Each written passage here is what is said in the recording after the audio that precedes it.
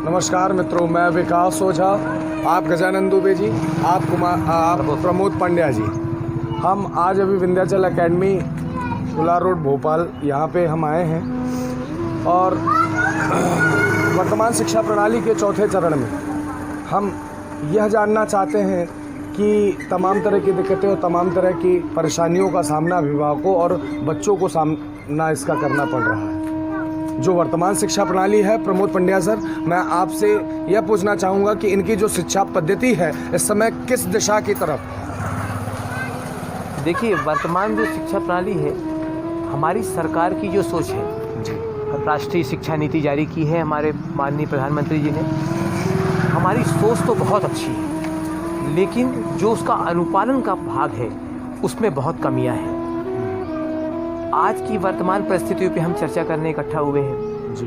तो हम एक बात जरूर कहना चाहेंगे, आज हम विंध्याचल स्कूल के सामने खड़े हुए हैं। एक ज़माने में इस मेरे हिसाब से भोपाल के सबसे शानदार स्कूलों में शुमार होता था जी। और आज की वर्तमान परिस्थितियों में थोड़ी समस्याएं हैं। पालकों जैसे पालकों और स्कूल प्रबंधकों के बीच में थोड़ी सी समस्या है जी। किस प्रकार की समस्या? आज के स्कूल में फीस के नाम पे बड़ी भारी समस्या है जी जी जी जी। जो वर्तमान परिस्थितियों में जो मध्य प्रदेश शासन और माननीय उच्च न्यायालय के निर्देश हैं जी, उसके अनुपालन की समस्या है जी। हमारे यहाँ स्कूलों में सबसे बड़ी समस्या ये हो रही है कि स्कूल ने ये तय किया कि हम ट्यूशन फीस तो लेंगे, लेकिन ये तय कर रहे हैं कि ट्यूशन फीस वर्तमान ली जा रही है, वर्तमान जो 2020-21 में तय की गई है। जबकि माननीय उच्च न्यायालय ने ये स्पष्ट कर दिया है कि पिछले साल की फीस ही आपको लेनी है और सिर्फ ट्यूशन फीस लेनी है और ट्यूशन फीस के अलावा कोई भी अन्य फीस नहीं लेनी है। लेकिन पालकों की लगातार शिकायतें आ रही हैं और सबसे बड़ी दुख की बात यह है कि जब पालक यहाँ आते हैं तो गेट बंद रहता है और गेट को बंद कर दिया जाता है। पालकों को, प्रबंधकों से, अधिकारियों से मिलने नहीं दिया पालक जाता। मतलब अभिभावक जी जी। आज की स्थिति में जब तक पालकों और प्रबंधकों के बीच की चैन पूरी तरह टूट चुकी है। ट्रांसपेरेंसी होनी चाहिए, आपका ये मेरा ये कहने का मतलब है कि ट्रांसपेरेंसी होनी चाहिए। आज जो विपत्ति का समय है, इस विपत्ति के समय में सबको मिलकर चलना होगा और ये तय करना होगा कि आज अगर हम मिलकर चलेंगे तो हमारा भविष्य आगे स्कूल का भी और पालकों का भी और बच्चों का भी तभी सुरक्षित रहेगा। पंड्या सर, मैं आपसे यह पूछना चाह रहा हूँ कि क्या केवल पालक अर्थात अभिभावक पे ही शिक्षा फीस से संबंधित प्रेशर बनाया जा रहा है या विद्यार्थियों पे भी इसका मतलब इम्पैक्ट जा रहा है? सर, आप खुलकर कहें सर अपनी बात। देखिए, ये सबसे डरावना और ख़राब पहलू यही है कि स्कूलों द्वारा जो व्हाट्सएप ग्रुप बने हुए हैं उसमें बच्चों को ये संदेश प्रसारित किया जा रहा है कि अपनी फीस जमा करें। ये तो मतलब एक प्रकार से गलत है। गजानन जी, इस पे आप अपनी टिप्पणी रखें सर। हाँ, ये पालक और विद्यालय के बीच में जो तालमेल होना चाहिए जी, वो स्टूडेंट्स के बगैर होना चाहिए जी जी। क्योंकि जो स्टूडेंट है उसके लिए शिक्षक भी उतना सम्मान पूर्वक है जितना गार्जियंस। जी बिल्कुल, है ना। ये विवाद तो स्टूडेंट को बीच में पता ही नहीं होना चाहिए कि ये विवाद चल रहा है फीस का, है ना। तो सही बात, क्योंकि दोनों की मर्यादा को जी रखना हमारा फर्ज है। अगर स्टूडेंट को इस मर्यादा का उल्लंघन होते हुए पता चलेगा तो ना उसके लिए एक शिक्षक के प्रति सम्मान बचेगा, ना गार्जियन के प्रति सम्मान बचेगा। बहुत क्योंकि वो अभी शिक्षक प्रणाली में शिक्षा पा रहा है, उसको दुनियादारी का कोई ज्ञान नहीं है। जी बिल्कुल, कि जो वो देखेगा वही हकीकत समझेगा। हाँ, उसकी अभी मानसिकता अपने परिपक्व नहीं हुई है कि इस तरह के प्रेशर को झेल पाए और इस तरह का यदि अनावश्यक प्रेशर उसके दिमाग में। मैं आपको एक छोटा सा उदाहरण देता हूँ। जैसे अगर कोई व्यवसायी है, उसके पिता शाम को व्यवसाय करके आए और बैग भर के नोट लेके आए, जी तो आप ये अंदाज लगाइए, क्या नोट अपने मुंह से तो नहीं बोलता कि मैं उस व्यापारी का पैसा हूँ, मैं उस व्यापारी का पैसा हूँ जो आपने मुझसे सामान खरीदा, है ना।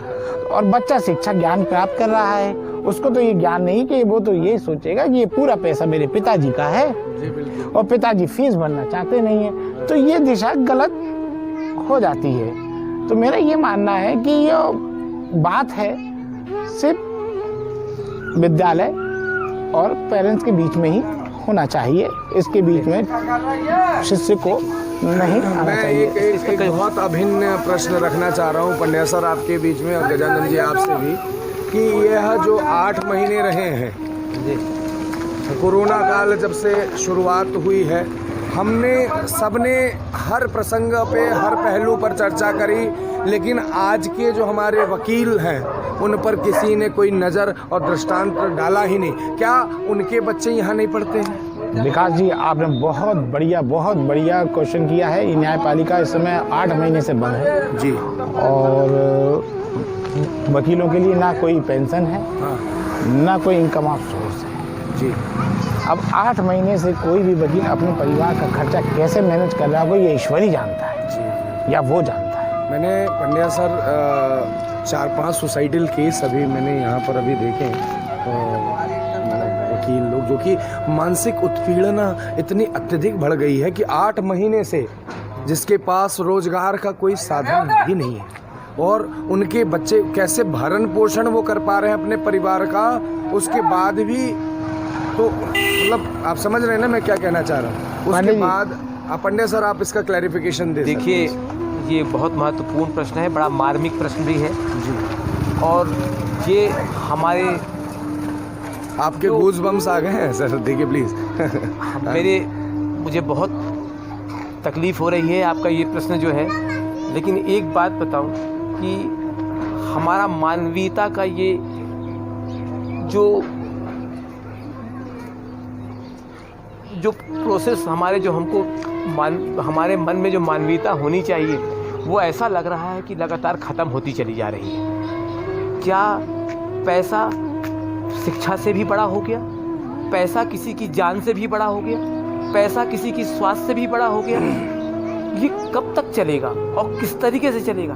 हमारे जो शिक्षा व्यवस्था थी, हमारी शिक्षा व्यवस्था में जो स्कूलों को खोलने की इजाज़त दी गई थी वो इस शर्त पर दी गई थी कि ये चैरिटेबल इंस्टीट्यूशन होंगे, आपको अपनी व्यवस्थाओं को स्वयं करना होगा। आज की स्थिति में चैरिटेबल न होकर के व्यवसायिक संस्था हो गई और हमारे माननीय सर्वोच्च न्यायालय ने भी इसको कई बार प्रतिपादित किया कि आप जो है व्यवसाय करने के लिए नहीं आए हैं, आपको जो भी करना है एक दायरे में रह के करना है ताकि आपका भी नुकसान ना हो और पालकों का, बच्चों का हित भी सुरक्षित रहे। लेकिन आज जो आपने जो प्रश्न उठाया है, वास्तव में ये एक ऐसा प्रश्न है जो किसी को भी दर्द दे सकता है। मेरे पास तो इस प्रश्न का वास्तव में कोई उत्तर ही नहीं है। कुछ और आप कहना चाहते हैं गजानन जी? नहीं विकास जी, मैं अभी अपनी वाणी को विराम दूंगा।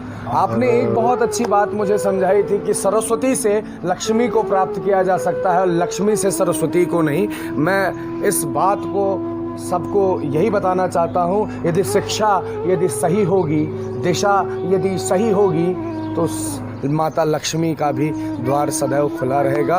यह समय, यह घड़ी, यह पल जब हमारे रतन टाटा जी जैसे बड़े बड़े लोगों ने यह कह लिया कि यह जो घड़ी है वो नाजुक पल है, इसको बड़े प्यार से संजो करके चलना होगा, बच बच कर चलना होगा। 2020 कैसे भी काट लो, यह जो समय है, क्यों गजानन जी से नहीं? बिल्कुल, आप बिल्कुल सही कहा विकास जी। आपने इस समय हमारे आदरणीय रतन टाटा जी द्वारा जो कहा गया है, जो बहुत ही अच्छे जानकार हैं, उन्होंने कहा कि 2020 और 2021 जी को काट लेना ही अपने जीवन का सबसे बड़ा उद्देश्य होना चाहिए। जब हमारे इतने बड़े बड़े उद्योगपति, उद्यमी जो कि हमारे इस देश की सुई से लेकर के एरोप्लेन बनाने तक का आधार है, हमारे आधार है, हमारी बेस है, हमारी मूलाधार है, यदि वह एक ऐसी दिशा सशक्त और प्रशस्त कर रहे हैं तो हम लोग क्यों नहीं उस पर मंथन करते हैं और क्यों यह आपस में विवाद की स्थिति पैदा की जा रही है?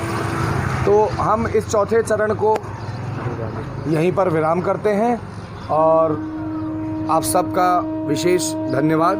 गजानन जी, आप सबने समय दिया और वर्तमान शिक्षा प्रणाली पर ज़रूर सब लोग अच्छी चर्चा करें और एक सही मार्ग प्रशस्त करें, है ना। तो जय जय श्री राधे। जय जय ईश्वर।